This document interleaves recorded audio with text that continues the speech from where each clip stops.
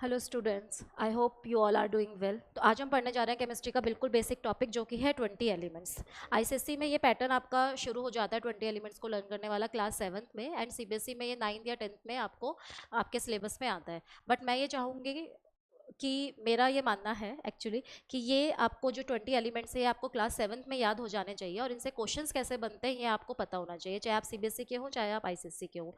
तो आजकल जो क्वेश्चन पैटर्न बन रहा है वो ये बनता है कि आपको किसी एलिमेंट का एटॉमिक नंबर अगर पता हो तो आपके पास क्वेश्चन आता है कि क्या उसकी वैलेंसी है, वो किस पीरियोडिक टेबल से बिलोंग करता है, सॉरी किस पीरियड से बिलोंग करता है, किस ग्रुप से बिलोंग करता है। तो इस टाइप के आपके पास क्वेश्चन आते हैं। तो आज मैं आपको ट्रिक्स बताऊंगी कि कैसे आप 20 एलिमेंट्स को लर्न करके उनकी सारी प्रॉपर्टीज़ के बारे में पता कर सकते हैं। तो इसके लिए आप ये पहले 20 एलिमेंट्स हैं, इनको आपको क्लास 7 से या मैं कहूँ क्लास 6 से आपको ये 20 एलिमेंट्स बिल्कुल इसी तरह से याद हो जाने चाहिए। जैसे एटॉमिक नंबर 1 है हाइड्रोजन का, एटॉमिक नंबर 2 है हीलियम का, इसी तरीके से पूरे 20 आपको लर्न हो जाने चाहिए।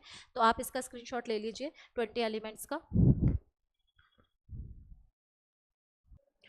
तो आप लोगों ने उसका स्क्रीनशॉट ले लिया होगा। अब हम अपने आते हैं नेक्स्ट टॉपिक में जो कि है इलेक्ट्रॉनिक कॉन्फ़िगरेशन। इलेक्ट्रॉनिक कॉन्फ़िगरेशन क्या होती है? The arrangement of electron in the different orbitals, उसको हम बोलते हैं इलेक्ट्रॉनिक कॉन्फ़िगरेशन। तो आपके पास सेल्स होती है के एल एम एन, ठीक है, के एल एम एन। इसमें हम किस रूल के अकॉर्डिंग जो है इलेक्ट्रॉन भरते हैं वो होता है 2n², ठीक है। एन का मतलब है आपका नंबर ऑफ शेल। जैसे के को हम कंसीडर करते हैं 1, एल को 2, एम को 3 एंड एन को 4, ठीक है। तो 2n² के अकॉर्डिंग होता है 2 × 1 का स्क्वायर, यानी आपके के में मैक्सिमम इलेक्ट्रॉन्स कितने आते हैं? 2। उसके बाद आता है 2 × 2 का स्क्वायर फॉर एल। तो आपके एल में कितने मैक्सिमम इलेक्ट्रॉन आते हैं? 8। देन फॉर एम 2 × 3 का स्क्वायर, तो आपके मैक्सिमम इसमें इलेक्ट्रॉन कितने आते हैं? 18। उसके बाद आता है एन जो कि है आपकी फोर्थ सेल, और फोर्थ सेल में आपके कितने इलेक्ट्रॉन्स आते हैं मैक्सिमम?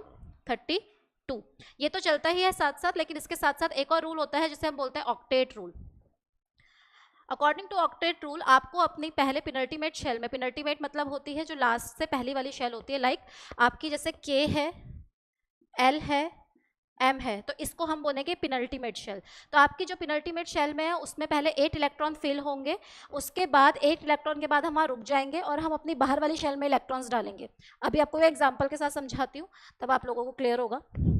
तो हम एक एटम उठा लेते हैं, जैसे सोडियम। जैसे कि मैंने आपको स्टार्टिंग में ही बताया था कि पहले आपको एटॉमिक नंबर्स याद करने हैं 20 एलिमेंट्स के। 20 एलिमेंट्स के बाहर आपके क्वेश्चंस नहीं आते क्लास 10 तक, ठीक है। तो जैसे सोडियम का एटॉमिक नंबर होता है 11। अब मुझे इसको इनमें भरना है, ठीक है, इलेक्ट्रॉन्स को भरना है कि किस तरीके से ये भरे हुए होंगे। तो आप इसको कैसे बनाएंगे? आपको पता है के में आपके मैक्सिमम कितने आते हैं इलेक्ट्रॉन? 2। एल में आपके मैक्सिमम कितने आते हैं? 8। तो 8 और 2 कितने हो गए? 10। हमारे पास कितना नंबर बचा, कितना इलेक्ट्रॉन बचा? 1। तो आपके आउटर मोस्ट शेल में आएगा 1, ठीक है। उसके बाद आता है कैल्शियम। कैल्शियम का एटॉमिक नंबर होता है 20। तो के में आप मैक्सिमम डाल सकते हो 8, ठीक है। उस सॉरी के में आप मैक्सिमम डाल सकते हो 2। उसके बाद एल में आपके आएंगे कितने? 8। अब आप इसको नहीं बढ़ाओगे, जैसे मैंने यहाँ पे नहीं बढ़ाया तो आप इसको नहीं बढ़ाओगे, आप इसकी दूसरी शेल को बढ़ाओगे। तो आपने 2 8 8, अब हमारा कितना हो गया? 8 और 2 10 और 18। अब इसके बाद जो बाकी के 2 शेल हैं, 2 इलेक्ट्रॉन्स बचे हैं, वो आपके आएंगे एन में। तो इसके साथ हम ये तो फॉलो करते ही हैं जो हमें बताता है 2n², जो हमें बताता है कि आपके मैक्सिमम इलेक्ट्रॉन्स कितने आ सकते हैं एक ऑर्बिट्स में। लेकिन अकॉर्डिंग टू ऑक्टेट रूल हमको पहले 8 इलेक्ट्रॉन्स भरने पड़ते हैं, जो हमारे लास्ट शेल तक 8 इलेक्ट्रॉन्स हो जाते हैं। उसके बाद हम वापस आते हैं उसको बाकी 18 करने के लिए या उसके मैक्सिमम वैल्यू तक पहुँचाने के लिए, ठीक है। तो आपको, मुझे लगता है आपको इलेक्ट्रॉनिक कॉन्फ़िगरेशन आ गई होगी। बेसिकली ये कुछ नहीं है, आपको इलेक्ट्रॉन को डिस्ट्रीब्यूट करना है अकॉर्डिंग टू दिस, कि के में आपके मैक्सिमम 2 आने चाहिए, एल में आपके मैक्सिमम 8 आने चाहिए, और आप मैक्सिमम 8 ही मान के चलो क्योंकि 20 से ऊपर आपके पास है नहीं। तो आपकी जो लास्ट कॉन्फ़िगरेशन बनेगी वो बनेगी ये, ठीक है। आप इसे नोट कीजिए। तो अब हम बात करते हैं कि आपके क्वेश्चंस कैसे बनते हैं। फर्स्ट क्वेश्चन आपका आता है कि draw the orbital diagram of the given atom. जो भी आपको दिया होगा आपको उसका ऑर्बिटल डायग्राम बनाना आना चाहिए। अभी मैंने आपको बताया था कि के एल एम एन आपकी शेल्स नंबर होते हैं। तो आप इसका ऑर्बिटल डायग्राम कैसे बनाएंगे? फिर से हम एग्जाम्पल ले लेते हैं सोडियम का 11। इसकी कॉन्फ़िगरेशन हमने पढ़ी थी 2 8 1, ठीक है। अब आपको क्या करना है? बीच में बनाना है न्यूक्लियस, ठीक, न्यूक्लियस बनाने के बाद अच्छा फिर आपको इसकी 3 शेल्स हैं, के एल एम, तो आपको इसके बाहर कितनी शेल्स बनानी पड़ेंगी, 3। ये तो आपका न्यूक्लियस हो गया। इसको इस तरह से शेड नहीं करते, वैसे इसमें एन लिखते हैं या प्रोटॉन और उसका नंबर लिखते हैं, न्यूट्रॉन का नंबर लिखते हैं, बट अभी मैंने आपको मास नंबर नहीं समझाया, तो इससे अभी हम इसको यहीं छोड़ते हैं, इसको एन लिखते हैं, यानी एन मतलब होता है इसके न्यूक्लियस है ये। ठीक है, तो आपका हो गया पहली शेल जो कि है के, दूसरी हो गई है एल, और लास्ट वन इज एम। अब आपकी फर्स्ट शेल में है 2 इलेक्ट्रॉन, तो ये आपने डायग्राम बनाना है 2 इलेक्ट्रॉन का। एल शेल में है आपके 8 इलेक्ट्रॉन्स, तो 1 2 3 4 5 6 7 8, एंड आउटर मोस्ट में है 1 इलेक्ट्रॉन। तो इस तरीके से आपका बनेगा ये ऑर्बिटल डायग्राम। आपके पास क्वेश्चन ये आएगा, तो draw the orbital diagram of following atom, जो भी आपको देंगे आप उसके हिसाब से इसमें इस तरीके से डायग्राम्स बना सकते हैं। ठीक है, आते हैं आप नेक्स्ट क्वेश्चन में। नेक्स्ट क्वेश्चन आपके आता है कि आपको कुछ भी एटम वो दे देंगे, अभी हम सोडियम का एग्जांपल लेके चल रहे हैं, तो मैं सोडियम से आपको समझाना चाहूँगी। आपको मास नंबर मोस्टली गिवन होता है, ठीक है, अगर नहीं गिवन है तो कुछ ऐसे इंपॉर्टेंट एलिमेंट्स हैं जिनके आपको मास नंबर लर्न करने पड़ेंगे, वो रिस्पेक्टिव आपके जो भी स्कूल होंगे उसके टीचर्स आपको बता देंगे। ठीक है, वैसे मोस्टली गिवन होता है मास नंबर। अब क्वेश्चन आता है आपके पास कि क्वेश्चंस आते हैं कि number of electrons, number of protons and number of neutrons. तो आपके पास इस तरीके से एलिमेंट दिया होता है, पहले तो आप पहचानना सीखिए। हमेशा जो ऊपर लिखा रहता है वो होता है मास नंबर, जो रिप्रेजेंट होता है ए से, और जो नीचे लिखा रहता है ये इस तरीके से 11, वो होता है आपका एटॉमिक नंबर, जो कि रिप्रेजेंट होता है जेड से। छोटे बच्चे काफ़ी कंफ्यूज होते हैं, बड़े तक तो चीज़ें क्लियर हो जाती हैं, वो सोचते हैं कि ए फॉर एटॉमिक नंबर, ऐसा नहीं होता, A for mass number and Z for atomic number. अच्छा, एक क्वेश्चन आपका स्टार्टिंग में कॉन्फिगरेशन वाला भी बन जाता है, वो मैं बताना भूल गई थी आपको, तो आप कॉन्फिगरेशन वाला भी एक रखो दिमाग में कि एक क्वेश्चन आपका बन सकता है कि स्पेशली कि आप उसकी कॉन्फिगरेशन बताइए क्या है। ठीक है, तो आते हैं वापस अपने क्वेश्चंस पे। तो वो पूछ रहा है कि number of electron, number of proton and number of neutron. तो आपको पता है कि मोस्टली जो केमिकल प्रॉपर्टी होती है वो डिपेंड होती है किस पे, एटॉमिक नंबर पे। जैसे कि इसकी इलेक्ट्रॉनिक कॉन्फिगरेशन थी क्या, 2 8 1। अच्छा, हम इलेक्ट्रॉन और प्रोटॉन तो आराम से निकाल सकते हैं, इलेक्ट्रॉन प्रोटॉन, क्योंकि हमें पता है कि जितने हमारे पास इलेक्ट्रॉन होते हैं उतने हमारे पास क्या होते हैं, प्रोटॉन होते हैं। ठीक है, आपको कुछ रूल्स याद रखना है इसके लिए। एटॉमिक नंबर, मैं इसमें इसका सिंबल ही लिख देती हूँ, जो कि है Z। Z हमेशा इक्वल होता है इलेक्ट्रॉन्स के, और आपको पता है जितने आपके पास इलेक्ट्रॉन्स होते हैं नेगेटिव चार्ज, उतने ही आपके पास क्या होते हैं, पॉजिटिव चार्ज। तो ये चीज़ आप बिल्कुल क्लियर रखना याद कि एटॉमिक नंबर हमेशा इक्वल होता है इलेक्ट्रॉन के, और इलेक्ट्रॉन हमेशा इक्वल होता है प्रोटॉन्स के। अब आती है मास नंबर की बात। ठीक है, मास नंबर यानी मास, एटम का जो पूरा का पूरा मास होता है वो उसके कहाँ पर होता है, न्यूक्लियस में होता है। और न्यूक्लियस में क्या चीज़ें होती हैं, प्रोटॉन प्लस न्यूट्रॉन। तो जब भी आपका क्वेश्चन न्यूट्रॉन से रिलेटेड आएगा तो आपके पास या तो मास नंबर गिवन होगा, या आपको जो भी आपकी टीचर्स बताएगी आपको वो लर्न करना पड़ेगा। जो भी आइटम्स वो बताते हैं इंपॉर्टेंट है वो आपको लर्न करने पड़ेंगे। तो आपको क्या करना है, अगर न्यूट्रॉन का क्वेश्चन हम कभी भी आया, आपको पता है न्यूट्रॉन में कोई चार्ज नहीं होता, तो वो हमेशा किस पे डिपेंड करेगा, उसके मास नंबर पे। ठीक है, तो यहाँ से हमारे पास क्वेश्चन बनता है नंबर ऑफ इलेक्ट्रॉन। तो नंबर ऑफ इलेक्ट्रॉन हमें पता है इसका एटॉमिक नंबर, जैसे कि मैंने बताया एटॉमिक नंबर इसका 11 है, तो इलेक्ट्रॉन भी क्या होंगे 11, और प्रोटॉन भी क्या होंगे 11। तो एटॉमिक नंबर इलेक्ट्रॉन्स कितने हो गए 11, उतने ही क्या हो गए प्रोटॉन्स। ठीक है, अब हम बात करते हैं न्यूट्रॉन की। तो हमारे पास मास नंबर है कितना, 23। हमारा फॉर्मूला है A is equal to P plus N, यानी A हमारा है 23, P हमारा है 11, तो n हमारा कितना हो गया है 23 माइनस 11, तो इसका मतलब कितना 12। तो आपके न्यूट्रॉन का नंबर हो गया है 12। ठीक है, क्लियर हुआ आपको। चलो आते हैं नेक्स्ट क्वेश्चन में। ओके, तो अब आते हैं नेक्स्ट क्वेश्चन में। नेक्स्ट क्वेश्चन है आपका, आपसे पूछा जाता है valence electron and valency.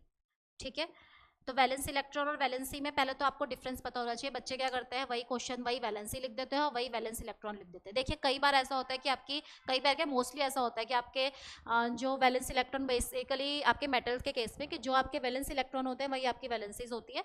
But मैं आपको आज समझाऊंगी कि दोनों में डिफरेंस क्या है। अब आप देखिए, जैसे कि हमने बात करी सोडियम की, ठीक है, जो कि है 281। तो वैलेंस इलेक्ट्रॉन मतलब क्या होता है, द टोटल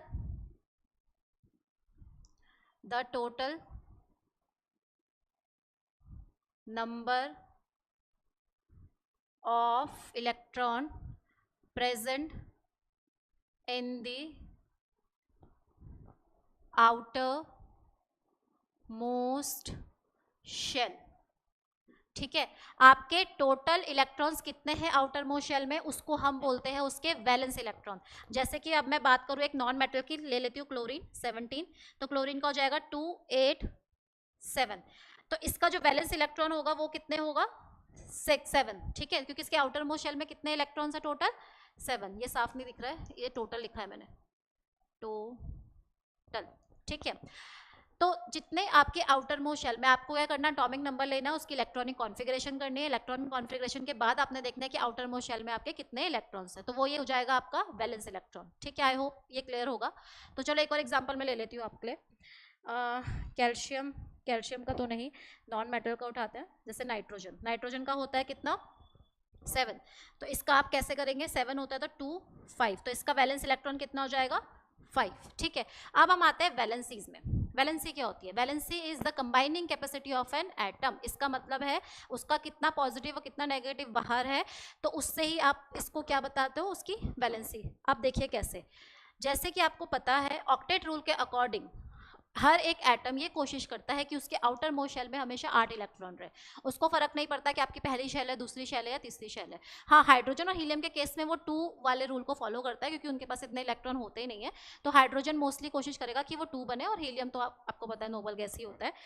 तो अब सोडियम के केस हम लेते हैं पहले, ठीक है। तो सोडियम का है 281, यानी लिखा है 281। अब 281 में ये अगर ऑक्टेट रूल को फॉलो करता है तो या तो ये 7 इलेक्ट्रॉन ले, या तो ये अपना 1 इलेक्ट्रॉन दे, और आपको पता है लेने और देने में दोनों में सेम एनर्जी यूज होती है, तो उसके लिए क्या बेनिफिट होगा कि वो 7 इलेक्ट्रॉन लेके अपना ऑक्टेट पूरा करे, या वो 1 दे, उसके लिए इजी होगा 1 देना, तो वो हमेशा क्या करेगा 1 इलेक्ट्रॉन देगा। अब बच्चे कंफ्यूज होते हैं कि कब प्लस और कब माइनस आता है, मैं बताती हूँ। If we are sharing something, अगर हम कोई अपनी चीज किसी को दे रहे हैं, तो यानी we are doing a positive work, तो आप ऐसे याद रखिए कि अगर कोई इलेक्ट्रॉन दे रहा है वो अच्छा काम कर रहा है, तो इलेक्ट्रॉन देने में, लूज करने में हमेशा आएगा पॉजिटिव, और कोई है जो हमेशा सामान मांगता रहता है तो वो उसकी क्या होती है नेगेटिव हैबिट, ठीक है। तो इसमें क्या होगा, जो मांगेगा यानी जो लेगा इलेक्ट्रॉन वो हमेशा क्या होगा नेगेटिव, यानी देना यानी अपना सामान देना इज पॉजिटिव, यानी अपना इलेक्ट्रॉन देना इज पॉजिटिव एंड लेना इज नेगेटिव। तो इस केस में हम 7 को कंसीडर ना करके हम इसको 1 कंसीडर करेंगे, तो यानी ये बस ने 1 दिया, इसके ऊपर आया पॉजिटिव, और अब आपकी कॉन्फ़िगरेशन आ गई क्या 2 and 8, now it is stable, clear. अब हम करते हैं क्लोरीन का। क्लोरीन का भी सेम रूल है, अपने आउटर मोस्ट शेल को फिल करने के लिए उसको क्या करना है, या तो 1 इलेक्ट्रॉन लेना है या साथ के साथ देने हैं, तो उसके लिए क्या इजी रहेगा कि वो 1 इलेक्ट्रॉन ले ले, तो क्लोरीन क्या हो जाएगा आपका माइनस। अच्छा, जितने इलेक्ट्रॉन वो लेगा और देगा उतने ही आपके साइन बनेंगे यहाँ पे, साइन मतलब जैसे सपोज 2 लेता तो यहाँ 2 माइनस आएगा, ठीक है। अभी उसने 1 लिया तो 1 को हम नहीं शो करते, आप सिंपल माइनस से शो कीजिए उसको, तो इसकी कॉन्फ़िगरेशन हो जाएगी 1 इलेक्ट्रॉन लेने के बाद 2 8 8, क्लियर, ठीक है। तो अब क्या हुआ वैलेंसी यानी इसकी वैलेंसी, सोडियम की वैलेंसी हम कंसीडर करेंगे, उसने कितने इलेक्ट्रॉन, कंबाइनिंग कैपेसिटी ना, उसने कितने इलेक्ट्रॉन लूज करे +1, तो सोडियम की वैलेंसी हो जाएगी +1। क्लोरीन ने कितने इलेक्ट्रॉन लिए 1, तो इसकी वैलेंसी हो जाएगी -1। ऐसे ही हम करते हैं नाइट्रोजन की। नाइट्रोजन को ऑक्टेट रूल फॉलो करने के लिए कितने इलेक्ट्रॉन, या तो वो 5 दे, ठीक है, या वो 3 ले, तो 5 और 3 में वो क्या कंसीडर करेगा 3 को लेना, और अगर ले रहा है तो doing bad thing, jokes apart, but ले रहा है इसका मतलब क्या कर रहा है नेगेटिव चार्ज आएगा तो 3, तो इसको हम कैसे लिखेंगे, ऐसे भी लिख सकते हैं और ऐसे भी लिख सकते हैं, जैसे आपको सही लगे, ठीक। तो ये हो जाएगा 2 8, 3 इलेक्ट्रॉन लेके, ठीक है। तो आई होप आपको समझ आएगा difference between valence electron valency. चलिए आते हैं नेक्स्ट क्वेश्चन में। अब आता है आपका नेक्स्ट क्वेश्चन, और बहुत ही इंपॉर्टेंट क्वेश्चन इसी में से, टॉपिक में से, जो कि आपसे पूछा जाता है group number and period number. तो पहले आपको थोड़ा सा रफली आइडिया होना चाहिए कि हमारा पीरियोडिक टेबल होता कैसा है। हमारा पीरियोडिक टेबल देखिए कुछ इस तरीके से बनता है, जहाँ पे हाइड्रोजन और हीलियम आपके सबसे टॉप पे होते हैं। हाइड्रोजन की पोजीशन थोड़ी अनसर्टेन है, क्योंकि कई बार कंसिडर उसे +1 किया जाता है और कई बार -1, तो किसी किसी पीरियोडिक टेबल में आप देखेंगे उन्होंने यहाँ पे भी हल्का सा शेडो टाइप की शेप में यहाँ पे भी बनाया होगा, ठीक है।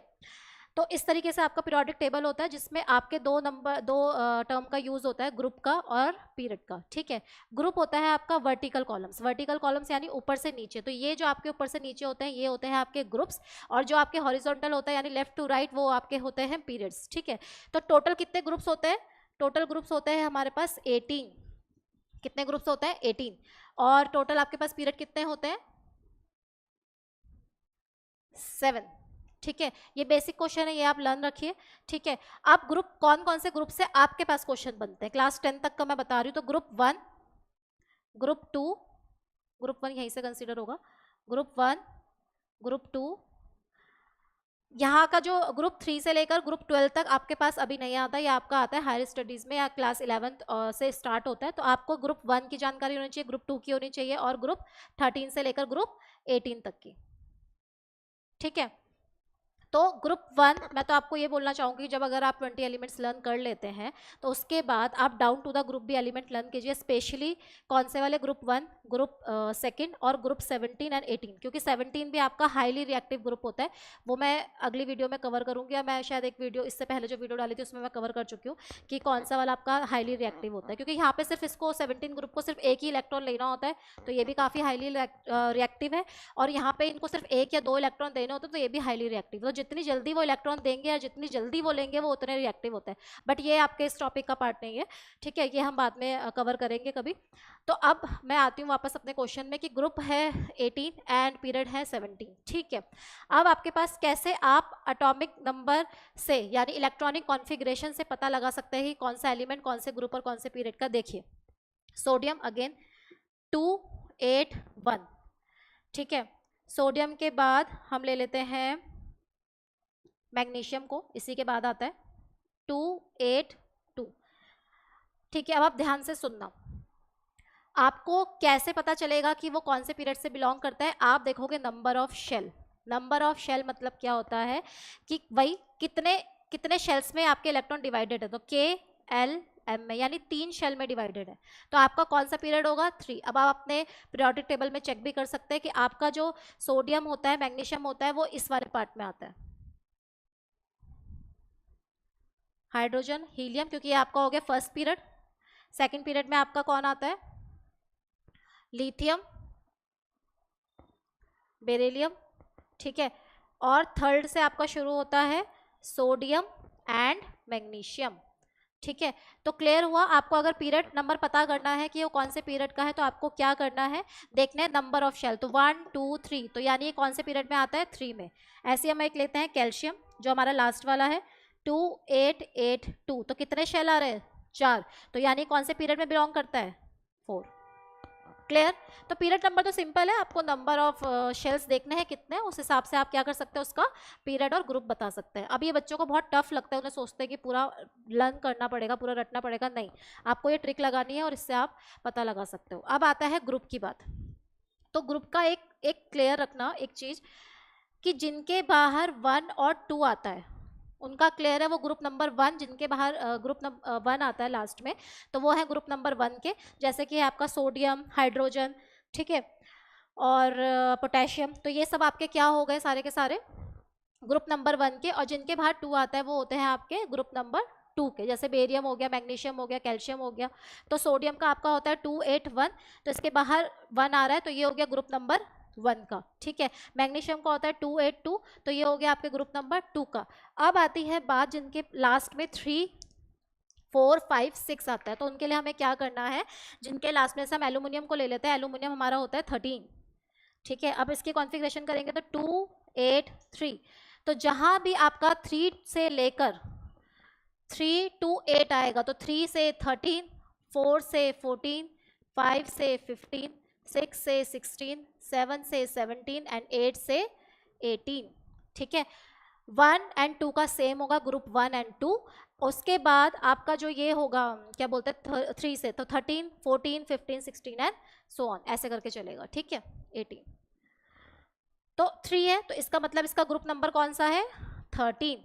ठीक, अब हम लेते हैं मोस्ट यूज होता है ऑक्सीजन। ऑक्सीजन की इलेक्ट्रॉनिक कॉन्फ़िगरेशन क्या होती है? 2 6, लास्ट में आ रहा है 6, तो क्या होगा इसका? 16 एंड पीरियड होगा 2। क्लियर? अच्छा, कुछ और एक इम्पॉर्टेंट पार्ट है जो आपको पता होना चाहिए। देखिए, आपके सबसे इम्पॉर्टेंट ग्रुप्स हैं जिनको आपको अलॉन्ग टू द पीरियड भी पढ़ना है, और अलॉन्ग टू द पीरियड तो आपको 20 एलिमेंट्स पढ़ने ही है। डाउन टू द ग्रुप आपको किस किस को पढ़ना है? ग्रुप 1 को, ग्रुप 2 को, ग्रुप 17 एंड ग्रुप 18। ठीक है, कैसे? इनके एक स्पेसिफिक नाम भी है, इनको हम बोलते हैं अल्कलाई मेटल्स, इनको बोला जाता है अल्कलाई earth metals. And 17 is known as halogens. तो बच्चे सोचते हैं हेलोजन कहाँ से आ गया, ठीक है। 18 होता है noble gases, zero group, unreactive group, जो भी आपको बोलना है, ठीक है। तो ये कुछ इनके स्पेसिफिक नाम है, क्योंकि ये बहुत ही ज़्यादा, देखो नोबल गैस तो आपको पता है कि रिएक्टिव होती नहीं, तो अपने आप में यूनिक तो है ही, आपके ये 3 ग्रुप बहुत ज़्यादा रिएक्टिव होते हैं। हाईली इलेक्ट्रोनेगेटिव होता है, क्योंकि लेफ्ट टू राइट हम जाते हैं तो नेगेटिविटी भी बढ़ती है, तो ये हाईली इलेक्ट्रोनेगेटिव होता है 17 ग्रुप, जिसको हम हेलोजन बोलते हैं। Group 1 is alkali metal and group 2 is alkali earth metal, क्योंकि अर्थ क्रस्ट में पाया जाता है, ठीक है। अब हम करते हैं क्वेश्चन सॉल्व, एक या दो एग्जाम्पल से मैं आपको पूरा बताऊंगी कैसे आपके क्वेश्चन आएंगे, ठीक है। आते हैं नेक्स्ट क्वेश्चन पे। तो अब हम इस टॉपिक को समझते हैं दो एग्जाम्पल के साथ। एक मैं आपके लिए लेकर आई हूँ मेटल, और एक है आपके पास non metal, potassium and phosphorus, ठीक है। तो एटॉमिक नंबर डिनोट होता है Z से, मास नंबर इज A से, तो A और Z भी लिखा हुआ आ सकता है, तो आपको पता होना चाहिए। तो ये देखिए, ये क्वेश्चन है जो आपके पास बनेंगे, ठीक है। एटॉमिक नंबर कितना है पोटेशियम का 19 एंड फॉस्फोरस का 15, ठीक है। जैसे कि मैंने आपको बताया था, नीचे वाला जो होता है वो आपका एटॉमिक नंबर होता है। Mass number is 39 and phosphorus का 31, ठीक है, ठीक। अब आती है इलेक्ट्रॉन नंबर की बात। तो इलेक्ट्रॉन्स के नंबर कितने होंगे, जो कि एटॉमिक नंबर होता है वही आपका होता है इलेक्ट्रॉन का नंबर। तो यहाँ पे इलेक्ट्रॉन्स कितने हैं, एटॉमिक नंबर कितना है 15, तो इलेक्ट्रॉन का नंबर भी होगा 15, ठीक। प्रोटॉन्स जितने इलेक्ट्रॉन्स उतने ही क्या होते हैं प्रोटॉन्स, तो प्रोटॉन्स कितने होंगे सेम 19 एंड इधर फॉस्फोरस का 50, इसको ऐसे कर देते हैं, ठीक है। अब आता है न्यूट्रॉन की बात। तो न्यूट्रॉन के लिए आपको पता है हमें किसकी जरूरत पड़ती है, मास नंबर की। तो मास नंबर ऊपर मैंने गिवन कर रखा है, तो न्यूट्रॉन मतलब होता है मास नंबर माइनस प्रोटॉन का नंबर, क्योंकि मास बीच में कौन होता है आपका, न्यूट्रॉन और प्रोटॉन, तो टोटल हो गया वो मास। तो मास नंबर का न्यूट्रॉन का फॉर्मूला होता है क्या, एटॉमिक नंबर माइनस प्रोटॉन का नंबर, तो sorry mass number minus proton का नंबर। तो मास नंबर कितना है आपका 39 और एटॉमिक नंबर 19, यानी प्रोटॉन का नंबर 19, तो आपका आ रहा है न्यूट्रॉन का नंबर 20, ठीक। ऐसे यहाँ पर आता है A माइनस P करेंगे, यहाँ पे मास नंबर है 31 और आपका प्रोटॉन का नंबर है 15, तो यहाँ पे आपका आंसर आ जाएगा कितना 16। तो न्यूट्रॉन का नंबर कितना हो गया 16। बस न्यूट्रॉन से यही क्वेश्चन आएगा आपको सिंपल मास नंबर में से प्रोटॉन इलेक्ट्रॉन या जो भी आपको दिया एटॉमिक नंबर, तीनों में से कुछ भी दिया आप उसको सिंपल माइनस कर लो, ठीक। अब आती है इलेक्ट्रॉनिक कॉन्फ़िगरेशन। तो इलेक्ट्रॉनिक कॉन्फ़िगरेशन होती है एटॉमिक नंबर की। तो 19 के हम इलेक्ट्रॉनिक कॉन्फ़िगरेशन कैसे करेंगे, 2 8 8 1, वेट हाँ 10 8 18 और 19, ठीक है। अब आती है, ठीक है, अब हम करते हैं फॉस्फोरस की। फॉस्फोरस की क्या होगी 15, तो 2 8 एंड 5, क्लियर।